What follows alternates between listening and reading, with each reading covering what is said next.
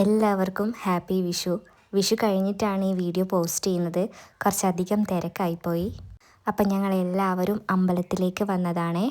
അമ്പലത്തിൽ നല്ല തിരക്കായിരുന്നു. പാർക്കിംഗ് ഒന്നും ഉണ്ടായിരുന്നില്ല. ഞങ്ങൾ റോഡിൽ സൈഡിലായിട്ട് നിർത്തിയതാണ്. എല്ലാവരും ഫോട്ടോസ് എടുക്കേണ്ടിയും വീഡിയോസ് എടുക്കേണ്ടിയും ഒക്കെ തിരക്കിലാണ്. ഞങ്ങൾ എത്തുമ്പോൾ തന്നെ 9 മണിയായിട്ടുണ്ടായിരുന്നു. എന്നിട്ടും തിരക്കൊട്ടും കുറവില്ലായിരുന്നു. ചെറിയൊരു പുഷ്പാഞ്ജലിയൊക്കെ കഴിച്ചു അമ്പലത്തിൻ്റെ ഉള്ളിലേക്ക് കയറി. ഇവിടുന്ന് വരുന്നവർക്ക് എല്ലാവർക്കും കൈനീട്ടം കൊടുക്കുന്നുണ്ടായിരുന്നു. അങ്ങനെ ഞങ്ങൾക്കും കിട്ടി കൈനീട്ടം.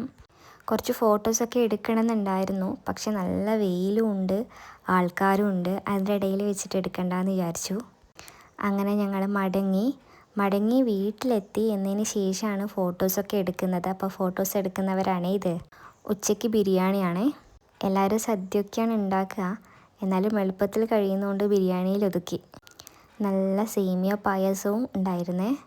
അങ്ങനെ രാത്രി കുറച്ച് കമ്പിത്തിരികളും പടക്കങ്ങളൊക്കെ പൊട്ടിച്ചു.